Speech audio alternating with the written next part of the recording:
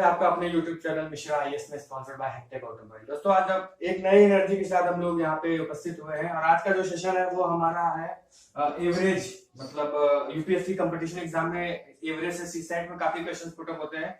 पिछले साल का जो रेशियो है वो काफी ज्यादा रहा है सीसेट के लिए, तो आज हम लोग यूपीएससी प्रीलिम्स सीसेट का जो प्रीवियस ईयर क्वेश्चन है वो सॉल्व करेंगे और जो बेसिक कॉन्सेप्ट है वो लेके चलेंगे। तो सबसे पहले हम समझते हैं व्हाट इज एवरेज, उसके कुछ एग्जांपल्स देखते हैं और उसके बाद हम लोग चलेंगे प्रीवियस ईयर्स के क्वेश्चंस पे।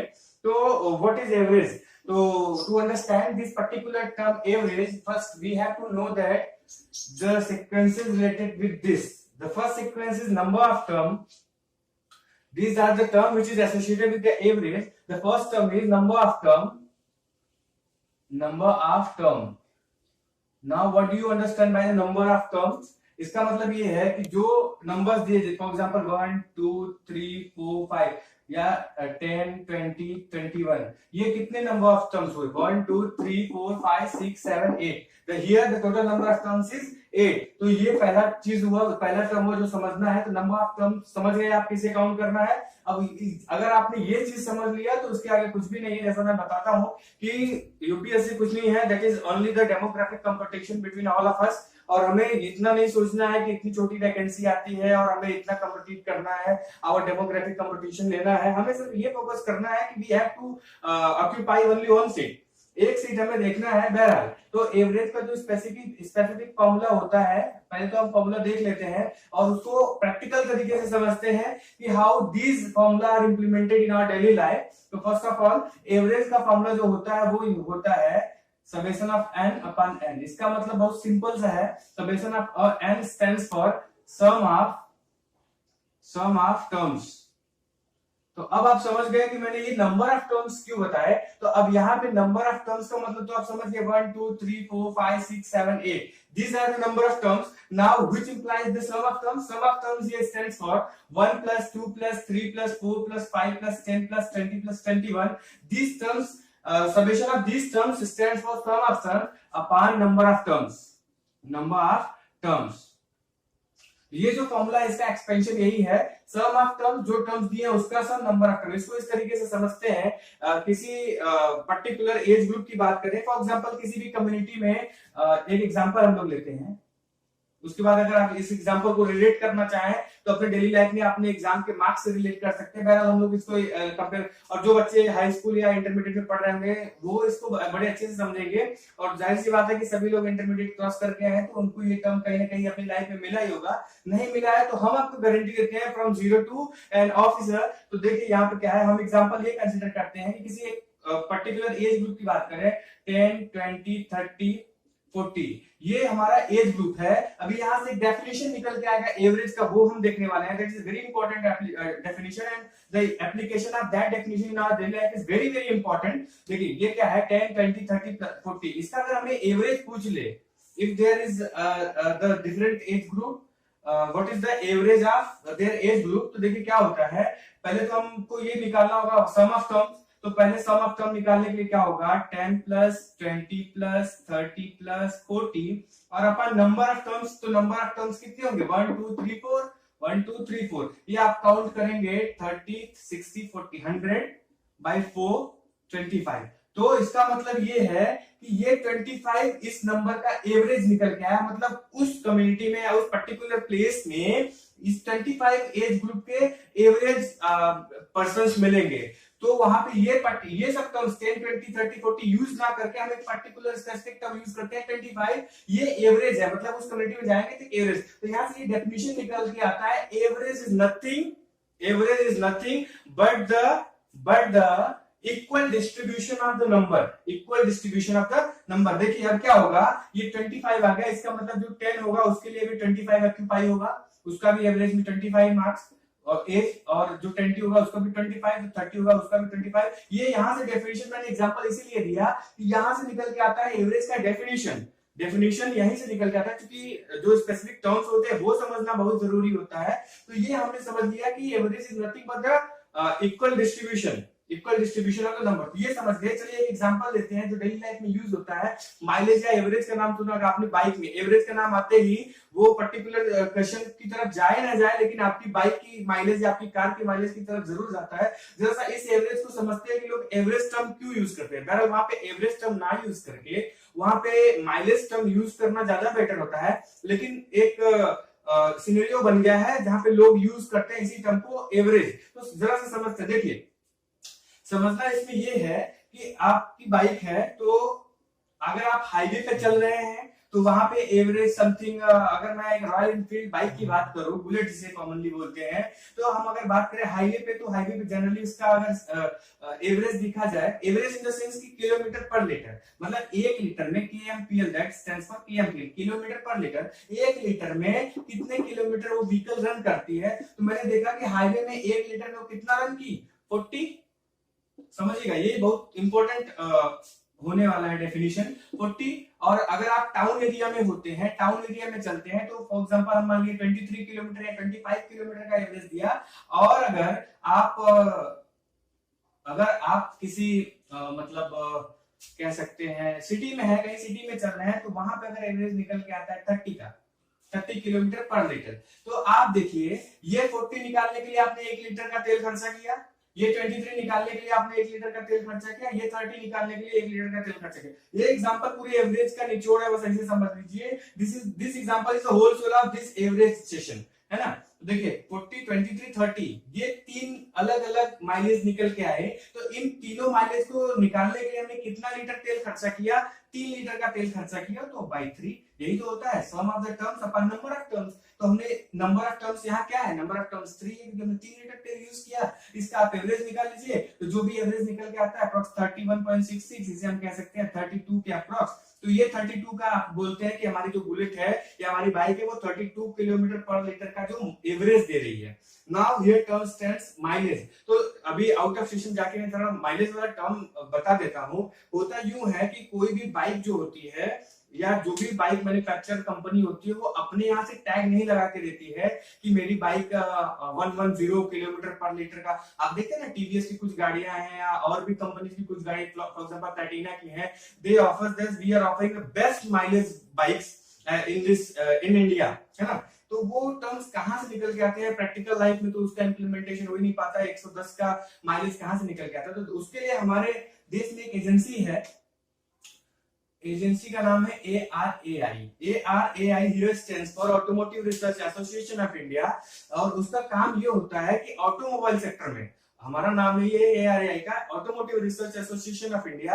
तो ऑटोमोटिव सेक्टर में जितना भी इनोवेशन होता है, जो भी नई चीजें आती हैं, वो डायरेक्ट मार्केट में ना लाके उसकी टेस्टिंग कराई जाती है। चाहे वो एक टेल लाइट ही क्यों ना हो, चाहे वो ब्रेक लाइट क्यों ना हो, इंडिकेटर क्यों ना हो, या फिर हमारा टायर क्यों ना हो, नया इंजन क्यों ना बना हो, उन सारी टेस्टिंग ARAI होती है। जो बेसिक यूनिट है वो पुणे में है मेरे हिसाब से, और एक यूनिट इसका दिल्ली में भी है। बहरहाल तो वो करते क्या है कि वो फ्री इंजन को रखते हैं शाफ्ट पे, टैकोमीटर लगा के फ्री इंजन पे रखते हैं। टैकोमीटर समझते हैं, आरपीएम मेजर करने का जो डिवाइस होता है, दैट इज कॉल्ड टैकोमीटर। तो होता यूं है कि इंजन को फ्री विदाउट लोड रखते हैं, मतलब उस पर कोई भी लोड नहीं रहता। टैकोमीटर उसके इंजन के शाफ्ट से कपल कर दिया जाता है। तो जैसे ही इंजन ऑन होगा वो रोटेट करेगा, उसका जो मेन शाफ्ट होता है वो रोटेट करेगा, तो टैकोमीटर भी रोटेट करेगा। उस सिनेरियो में क्या होता है, टैकोमीटर स्पीड आरपीएम जो होता है मेजर करना शुरू कर देता है। तो वहां पे विदाउट लोड कंडीशन पे ये मेजर करती है कंपनी, ये जो अथॉरिटी है वो ये मेजर करती है कि विदाउट नो लोड कंडीशन पे ये जो व्हीकल है वो कितना एवरेज देती है। तो वहां पे जो एक माइलेज निकल के आता है कि 1 लीटर में विदाउट लोड कंडीशन ये व्हीकल इतना दिया। तो उसके बाद जस्ट जैसे वहां से टेस्टिंग होकर निकलती है, तो टैग लग जाता है उस व्हीकल के आगे कि भैया ये 100 KMPL। एक्चुअल में प्रैक्टिकल लाइफ में आप समझ गए कि इसका इंप्लीमेंटेशन क्यों नहीं, आज शायद आपको कंफर्म हुआ हो, क्योंकि बाइक आप लेते हैं तो उस पे एवरेज लिखा होता है या माइलेज लिखा होता है कि this particular bike give the 80 kilometre पर लीटर। लेकिन एक्चुअल में अगर आप प्रैक्टिकल लाइफ में तो 40 किलोमीटर का भी माइलेज नहीं देती है। तो होता यूं है कि नो लोड कंडीशन पे उसको मेजर किया जाता है, दे जाता है। लेकिन अब जैसे आप प्रैक्टिकल लाइफ में उसको उतारते हो, होता है कि उस पे लोड अप्लाई होते हैं। एक तो ड्राइवर का लोड, उसके बाद जो उसका चेसिस है, जो भी इंजन है जहां पे एस्टेब्लिशमेंट हुआ है, वो सारा लोड जब उस पे पड़ता है तो वो, और उसके बाद फ्रिक्शन, रोड पे चलता है तो फ्रिक्शन होता है, ढेर सारे अपोजेस होते हैं, ढेर सारे फोर्सेस को उसको ओवरकम करना होता है, उसके बाद तब कहीं जाके वो एक्चुअल माइलेज अचीव कर पाती है। तो ये होता है कॉन्सेप्ट एक्चुअल माइलेज का। और आइडियल, उसको हम आइडियल माइलेज कहते हैं। तो हम जानते हैं कि इस यूनिवर्स में कुछ भी आइडियल नहीं है, नथिंग इज आइडियल, है ना। सब कुछ प्रैक्टिकली चलता है और प्रैक्टिकली आइडियल में काफी डिफरेंस है। बस यूं समझ लीजिए जमीन आसमान का। कार्नाट इंजन का नाम सुना होगा। अगर वो आइडियलिज्म एश्योर हो जाता है इस अर्थ पे, तो कार्नाट इंजन का नाम सुना होगा आपने। आप हाई स्कूल या इंटरमीडिएट या इंजीनियरिंग के स्टूडेंट रहे होंगे, या कहीं ना कहीं आपने सुना होगा। तो उसकी एफिशिएंसी मानी जाती है 100%। तो आप सोचिए कि अगर एफिशिएंसी, या आपने सुपर कंडक्टर का नाम सुना होगा, रेजिस्टेंस जीरो। अगर ये सारे सुपर कंडक्टर किसी भी वायर का रेजिस्टेंस जीरो हो जाए, तो that particular conductor is known as superconductor. अब उसके लिए स्पेसिफिक टर्म्स एंड कंडीशन है। अगर वो टर्म्स एंड कंडीशन हटा दी जाए, नॉर्मल अगर जो कंडक्टर है वो सुपर कंडक्टिविटी अचीव कर लेता है, इसका मतलब ये है कि नो लॉस ऑफ एनर्जी। और अगर नो लॉस ऑफ एनर्जी हुआ, तो हम कह सकते हैं कि वहां पे आइडियल कंडीशन आ गई। क्योंकि लॉस होना तो तय है, अगर कुछ मोशन होता है तो फ्रिक्शन में या अपोज में, रेजिस्टेंस में कुछ न कुछ लॉसेस होते रहते हैं। एनर्जी का लॉस मतलब energy can neither be created, can not be destroyed. मैं थोड़ा आउट ऑफ सेशन चला गया, माफी चाहता हूं उसके लिए। बहरहाल, तो आप समझ गए एवरेज का मतलब कॉन्सेप्ट क्या है। एवरेज के कॉन्सेप्ट के लिए ये मैंडेटरी था समझना। तो सबसे जो मतलब मेजर फॉर्मूला है वो यही है, average equals to sum of the term upon number of term. ये हुआ। और आपने दो एग्जांपल देखे। पहला एग्जांपल, किसी भी कम्युनिटी में 4 एज ग्रुप थे, 10, 20, 30, 40। अगर उसका एवरेज पूछ लिया जाए, तो एवरेज 10 + 20 एवरेज। क्वेश्चन को समझिए जरा, फिर से मैं रिपीट कर रहा हूं। Average of 11 number is 21। Average of 11 number. तो सबसे पहले हम फॉर्मूला लिखते हैं। एवरेज का फॉर्मूला क्या होता है? Average equals to sum of term upon number of term. यही तो होता है। अब देखिए यहाँ पे गिवन क्या है, given that average of 11 numbers, मतलब यहाँ पे n दिया हुआ है। तो सबसे पहले हम देख लेते हैं क्या क्या टर्म दिया हुआ है। n दिया हुआ है, ये n है, और इस 21 मतलब ये a है। एवरेज दे दिया है। तो सबसे पहले देखिए, होता यूं है कि अगर आप पारंगत है, एक बार आपका कॉन्सेप्ट क्लियर हो गया ना, तो आप क्वेश्चन देख के यहीं से बता दोगे कि इसका आंसर क्या है। आंसर देखिए 24 होगा। सिंपल से दिख रहा है कि अगर ये एवरेज 21 है और 3 ऐड हो रहा है पूरे नंबर में, 11 जो नंबर सीरीज है उसमें टोटली 3 ऐड हो रहा है, तो 21 + 3 4। अगर ये कुछ नंबर में ऐड होता, अगर क्वेश्चन में बोल देता कि 3 is added in the limited number, या फिर in first 5 number, in the last 4 number, तो यहाँ पे हमें ये फॉर्मूला लगाने की जरूरत थी।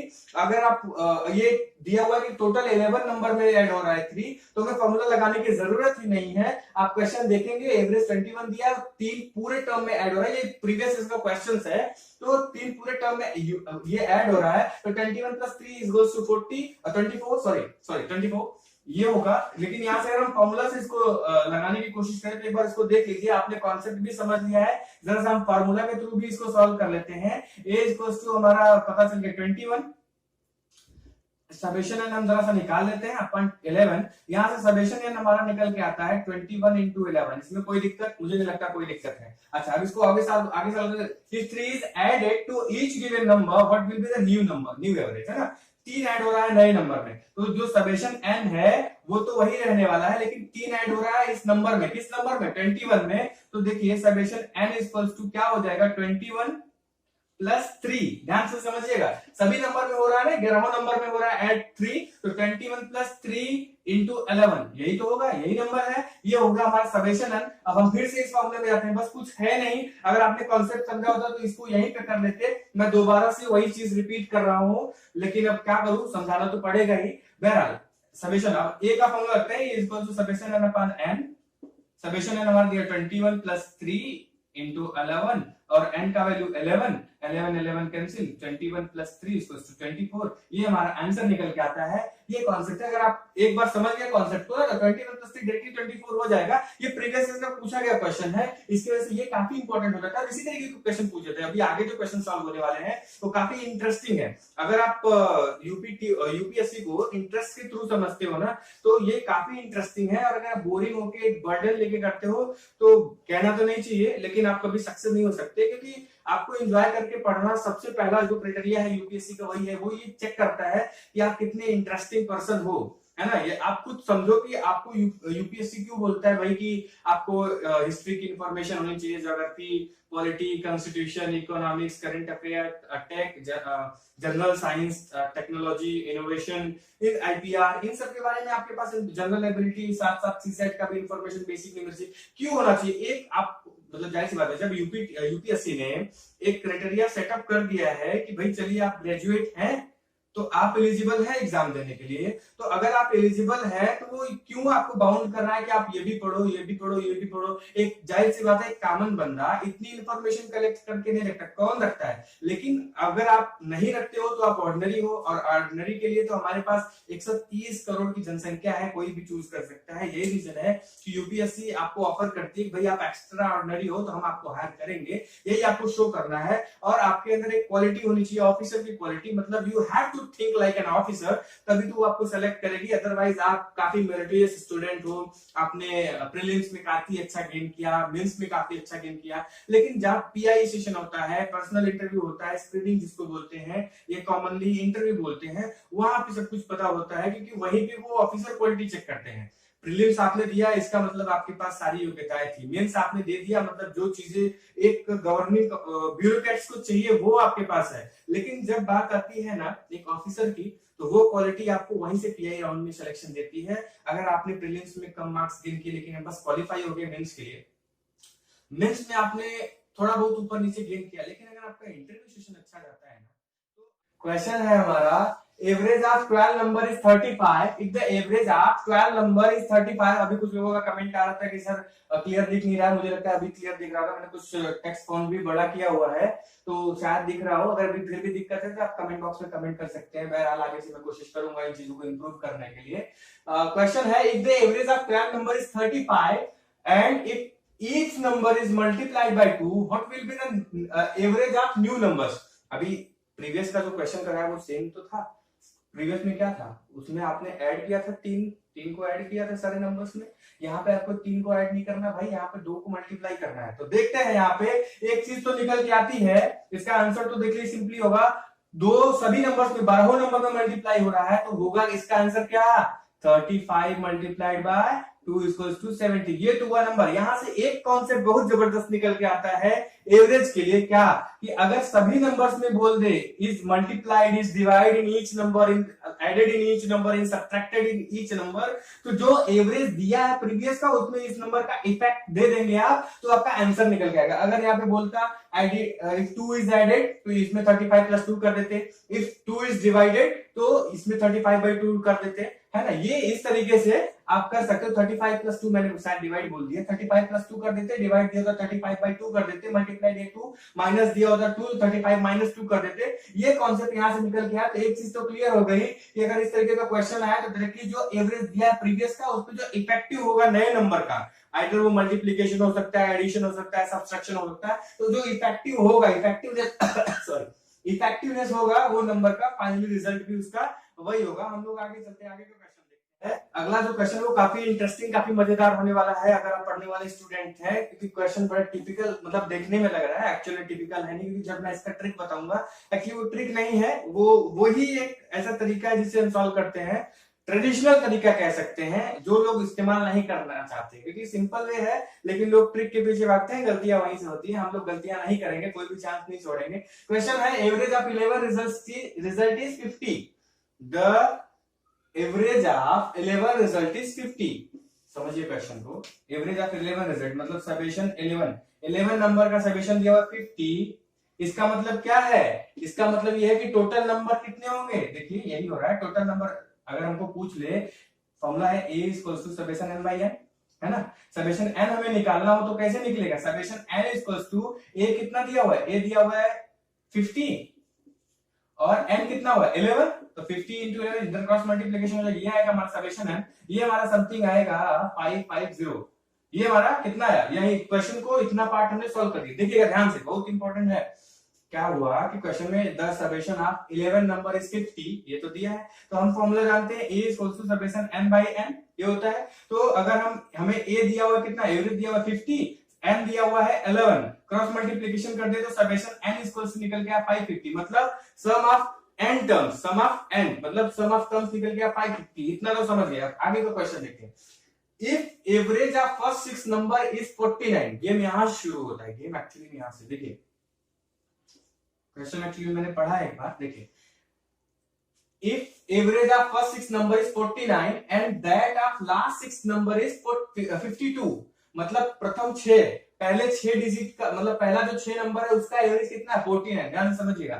12 डिजिट है, 1 12 और बीच में 6 नंबर को कॉमन ले लिया, तो 1 से 6 का जो एवरेज है वो 49 दिया हुआ है, और 6 से 12 तक का देखिए आप लास्ट 6 इज 52, ये 52 दिया हुआ है। तो जरा सा हम देख लें कि 1 से 6 के बीच में जो संख्या आएंगी, ये जो 49 एवरेज है, तो इसका भी नंबर निकालने के लिए क्या करेंगे, इससे टोटल का निकाला था एवरेज, तो 15 into 11 क्या था, यहाँ पे एवरेज निकालेंगे तो 49 into 6 करेंगे, यहाँ पे कोई दिक्कत नहीं। 52 मल्टीप्लाइड बाय 6 करेंगे क्योंकि 6 से 12 6 नंबर्स आए, यहाँ भी 1 से 6 तक 6 नंबर्स आए और 6 का एवरेज 49 था, तो अगर टोटल नंबर निकाले तो इसी फॉर्मूला से 49 बाय 6 निकल गया आएगा, यहाँ पे आएगा 52 बाय 6 मल्टीप्लाइड बाय 6। ये समझ में आया, इतना तक कोई दिक्कत नहीं। तो इसको आप सॉल्व करेंगे तो आएगा आपका 294 और ये आपका आएगा 606। तो देखिए ध्यान से समझिएगा, ये फर्स्ट मतलब ये टोटल 11 डिजिट का सम दिया हुआ है कितना 550, यहां तक तो कोई दिक्कत नहीं। ये दिया हुआ है फर्स्ट 6 डिजिट का एवरेज 49 और लास्ट 6 डिजिट का एवरेज है 52। अब देखिए इसमें आप एक चीज कॉमन देखेंगे, 1 से 6 एक बार आ चुका है। अगला अगर हमें यहाँ दिया था 7 to 12 तो 6 सिर्फ एक बार आता, लेकिन यहाँ पे अब 1 से 6 तो 6 से 12 है, 6 2 बार आया, और पुराने वाले में 6 एक ही बार आया होगा, जाहिर सी बात है ना 6 एक बार आया होगा, तो इसमें 6 2 बार आया, इसमें 6 एक बार आया। हमें पूछ रहा है फाइंड द 6th नंबर, वही 6th के बारे में पूछ रहा है। तो अगर इन दोनों को हम ऐड करके इसमें सब्ट्रैक्ट कर दे, क्योंकि इसमें 2 बार 6 है, इसमें एक बार 6 है, अगर इन दोनों को सब्ट्रैक्ट कर दे तो एक 6 का नंबर निकल के आएगा ना, समझिएगा ध्यान से। इसमें 2 बार 6 क्योंकि 1 से 6 6 से 12 तो 2 बार 6 आया, 2 टाइम 6 आया, और इसमें 1 से 11 तक में कितने बार, सॉरी यहाँ पे नंबर टर्म से 11 दिया हुआ है, 12 नहीं है 11 दिया हुआ है। तो ध्यान से समझिएगा 1 से 6 और 6 से 11, तो इसमें 6 कितनी बार आया, 2 बार आया, समझिएगा बात को। हाँ ये 6 रहेगा। तो इन दोनों को हम अगर ऐड कर दें और इसमें ये सब्ट्रैक्ट कर दें तो एक 6 का वैल्यू पता चलेगा ना, देखिए 606, ये 312 रहेगा भाई, 312, तो इन दोनों को ऐड करेंगे 4690, ये आएगा 6, तो टोटल नंबर निकल गया 606। लेकिन ध्यान रखिएगा इस 606 में 6 2 बार है, 6 2 बार है, और इस 550 में 6 एक बार है, और हमें 6 नंबर है उसी की वैल्यू पूछ रहा है। तो हमें करना क्या है, कुछ नहीं करना है, 606 माइनस 550 कर देंगे, आएगा 56। ये 6th नंबर था, The 56 is the 6th number.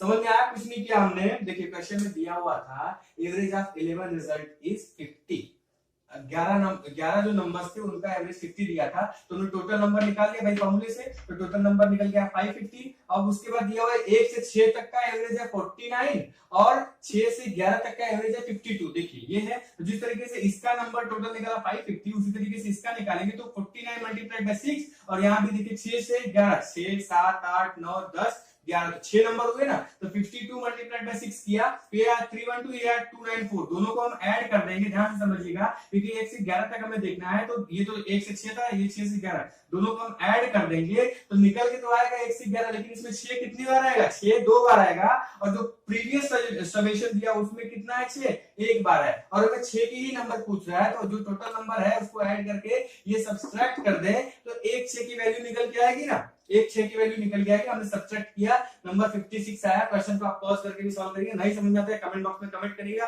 फिर से मैं सॉल्यूशन इसका दे दूंगा, लेकिन मुझे नहीं लगता है कि ऐसा कुछ बचा है इसमें समझने के लिए, क्योंकि जो भी था अच्छे से समझा दिया। क्वेश्चन दिया है मेरे भाई, अगला क्वेश्चन है average weight of 9 person is 50, मतलब एवरेज वेट 9 लोगों का, 9 व्यक्तियों का 50 है, दिया हुआ है average weight of 9 person is 50, average weight of first 5 is 45। समझिएगा लोग ध्यान से, first 5 is 45, average of last 5 is 55, what will be the fifth number, मतलब फिफ्थ जो पांचवें नंबर का पर्सन है उसका वेट क्या होगा वो हमसे पूछ रहा है। ये प्रीवियस ईयर का क्वेश्चन है, अगर आप प्रीवियस ईयर का क्वेश्चन उठा के देखेंगे ना तो हूबहू सेम क्वेश्चन है, मे बी नंबर डिफरेंट हो सकते हैं, थोड़ा बहुत ऊपर नीचे हो सकता है, लेकिन प्रीवियस ईयर का वेरीफाइड क्वेश्चन है। बहरहाल ध्यान से समझिएगा मेरे भाई क्वेश्चन को, average of weight of 9 person is 50, average weight of first 5 is 45। ध्यान से समझिएगा, देखिए 9% का एवरेज दिया हुआ, तो सबसे पहले हम क्या करेंगे, टोटल एवरेज निकालें, जैसे प्रीवियस ईयर क्वेश्चन में किया हुआ। इसके पीछे वाले क्वेश्चन में मैंने क्या किया,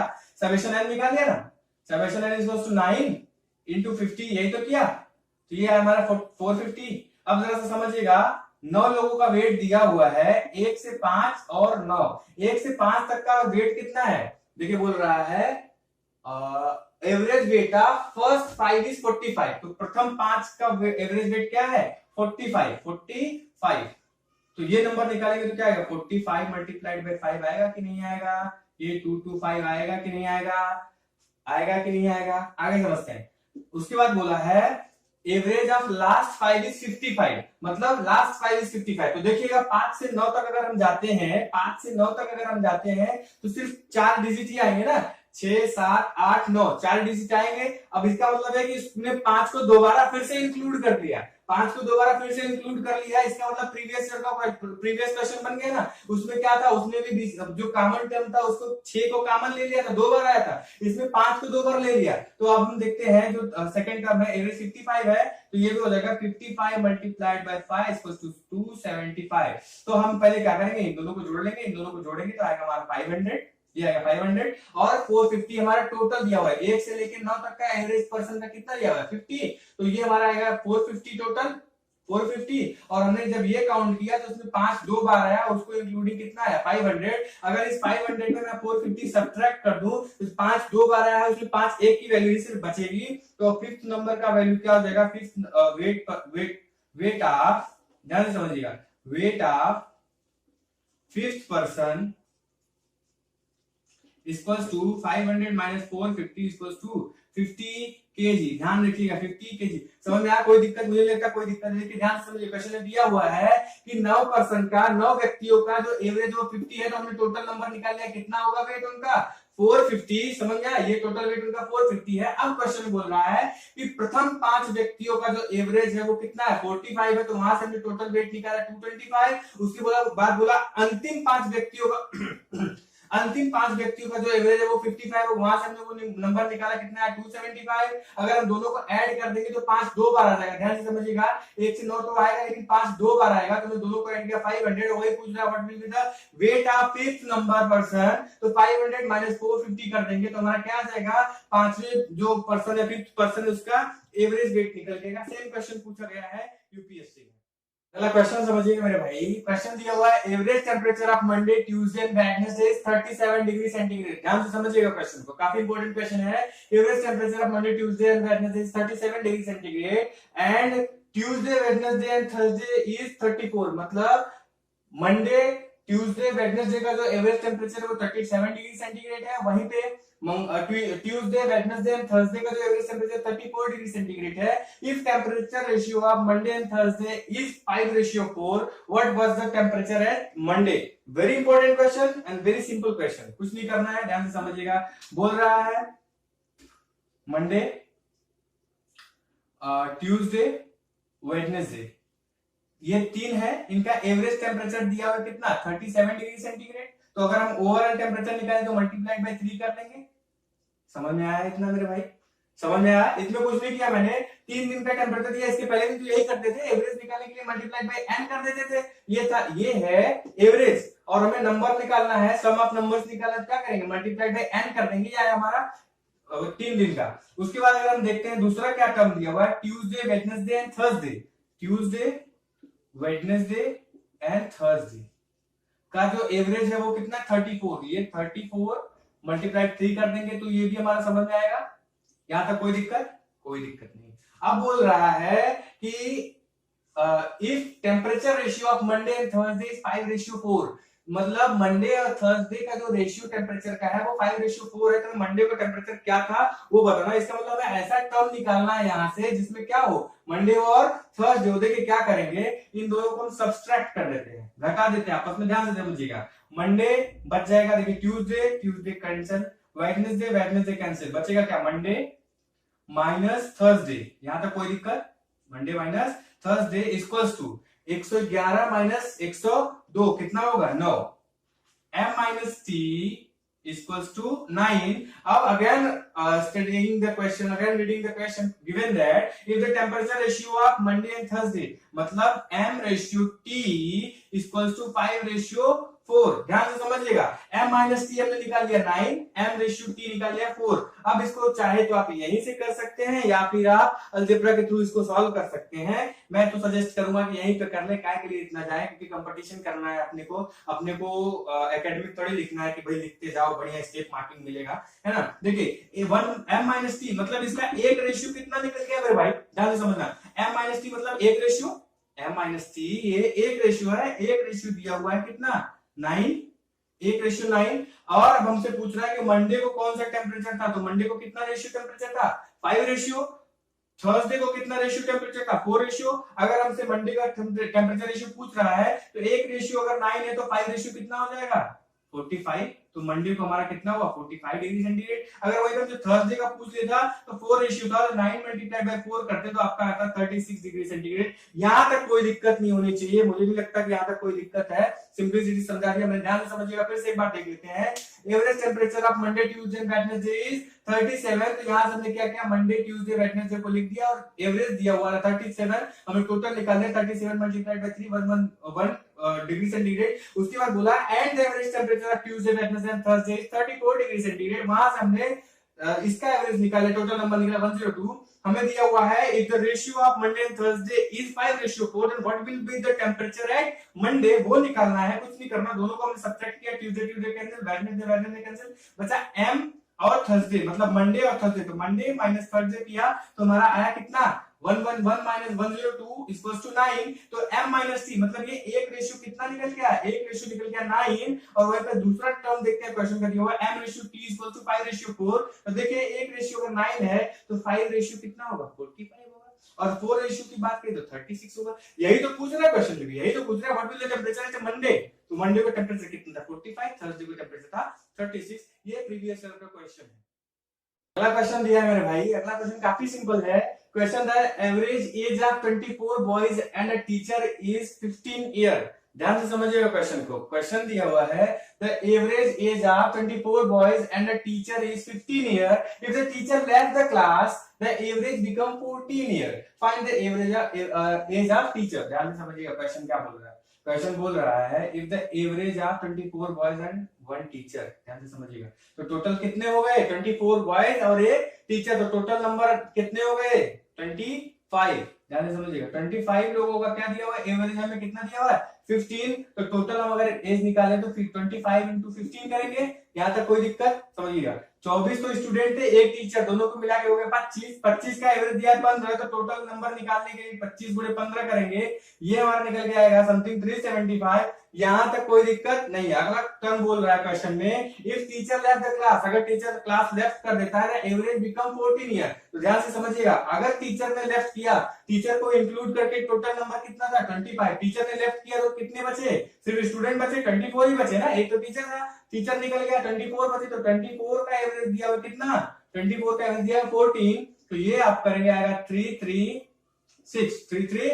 अब ध्यान से थोड़ा समझिएगा, देखिए अगर टीचर था तो उस समय टोटल एवरेज कितना आ रहा था 375, टीचर ने लेफ्ट किया तो आया 336। अगर इसमें टीचर था इसमें टीचर नहीं, अगर इसमें से इसको घटा दें तो जो एज बचेगा वो किसका एज होगा टीचर का। क्यों, क्योंकि इसमें तो टीचर था, इसमें स्टूडेंट और टीचर थे, मतलब स्टूडेंट प्लस टीचर। इसमें क्या है, इसमें सिर्फ स्टूडेंट है, तो अगर इसमें ये घटा दें s plus T minus S, तो ये कैंसिल हो जाएगा, बचेगा किसका है सी बचेगा। तो देखिए कुछ नहीं करना है, 375 मल्टीप्लाइड बाय 336 करेंगे तो आएगा 39 ईयर। ये बेसिक क्वेश्चन है, ये प्रीवियस ईयर का क्वेश्चन है। मैंने शुरू में इसलिए नहीं बताया कि आप लोगों को थोड़ा सा मेंटालिटी चेंज हो जाएगी कि अरे इतना टफ क्वेश्चन है, ये तो प्रीवियस ईयर का क्वेश्चन है। ऐसा कुछ नहीं है, ये काफी सिंपल क्वेश्चन था, इसी तरीके के क्वेश्चन पूछे भी जाते हैं, वेरी नॉर्मल क्वेश्चन भाई। ये 39 ईयर आया, इसमें कोई डाउट हो तो आप सीधे कमेंट बॉक्स में इसको पूछ सकते हैं। अगला क्वेश्चन देखते हैं, average marks obtained by 120 student is 35. If average mark of pass student is 39 and that of fail is 15, what is the number of pass student? देखिए ये प्रीवियस ईयर का यूपीएससी का 2017 का पूछा हुआ क्वेश्चन है, यूपीएससी प्रीलिम्स का 2017 में पूछा गया था। क्वेश्चन है average marks obtain bye 120 student. देखिए 120 स्टूडेंट का मार्क्स पहले हम निकाल लेते हैं, तो 120 स्टूडेंट गुणे 35 अगर कर लेते हैं तो ये आएगा 4200, ये टोटल मार्क्स हुआ। इतना तो समझ में आया, हर क्वेश्चन हम लोग इतना कर रहे हैं। टोटल नंबर ऑफ स्टूडेंट 120 और एवरेज इतना है, तो ये टोटल निकल के आ गया, मतलब ये समेशन टोटल निकल के आ गया। अब देखिए आगे क्या कह रहा है, if average marks of pass student, ध्यान से समझिएगा, हमने ये खींचा नंबर सिस्टम, यहाँ पे हम लिख दिया पास, यहाँ पे लिख दिया हमने fail. Average marks of pass student is 39, ये हुआ 39 और फेल का हुआ 15। तो ध्यान से समझिएगा, पूछ रहा है what is the number of pass student. कुछ नहीं करना मेरे भाई, हम अगर सपोज कर लेते हैं, अगर आप पारंगत हो, इसके पहले जितने भी क्वेश्चन बताए गए हैं अगर आपने वो ध्यान से देख लिया तो ये आंसर आप देख के ही दे सकते हो। लेकिन अगर आपने अभी फिर से शुरू किया, अभी जस्ट शुरू किया है, तो कुछ नहीं करना है, ध्यान से समझिए। Let us consider the number of pass student is x, the number of pass student is x, जैसा हम लोग करते हैं, नहीं पता है x मान लिया, सीधी सी बात है, हमने यहाँ पे x माना, तो अब फेल स्टूडेंट कितने होंगे, total number of student is 120, अगर हमने x सपोज किया पास का, तो बचे हुए स्टूडेंट कितने होंगे 120 माइनस x, यही तो होगा।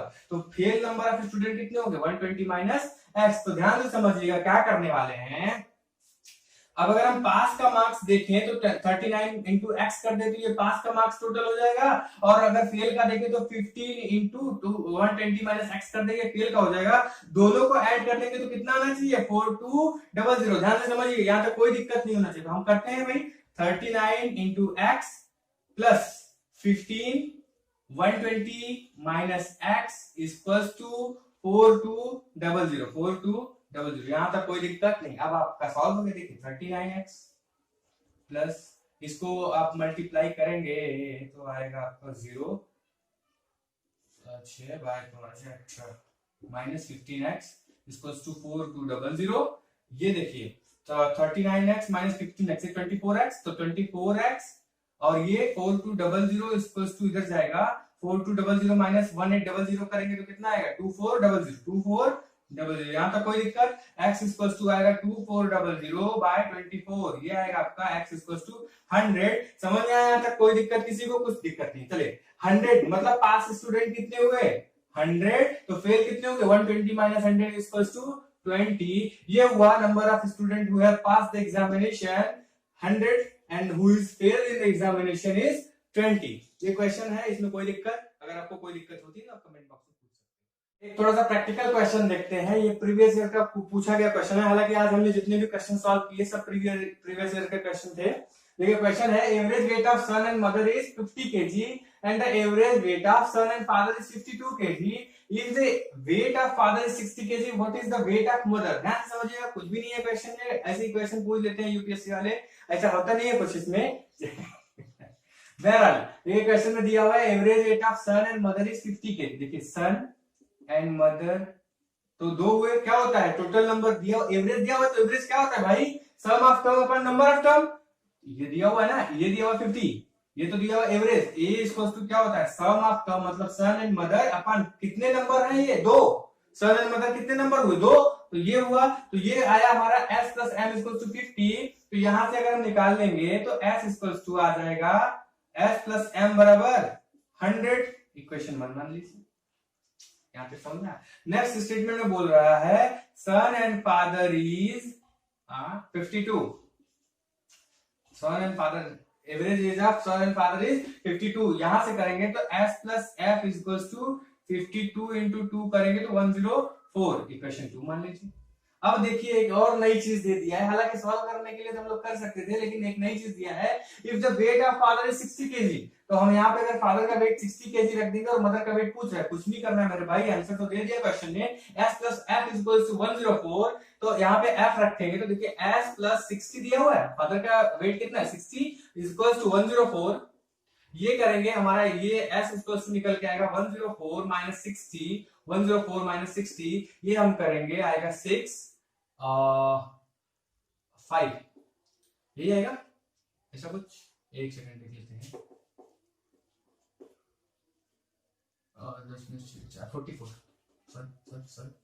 44, ये आया किसका वेट, सन का वेट आया। अब सन मदर का वेट पूछ रहा है, कुछ नहीं करना है, क्वेश्चन नंबर 1 में पुट कर दो भाई, s का वेट पता है आपको, s पुट किया मदर आया, तो m s plus m equals to 100, s का वैल्यू आपको पता चला 44 प्लस m इक्वल्स टू 100, तो m इक्वल्स टू कितना होगा 100 माइनस 44, ये आएगा आपका अप्रॉक्स 56,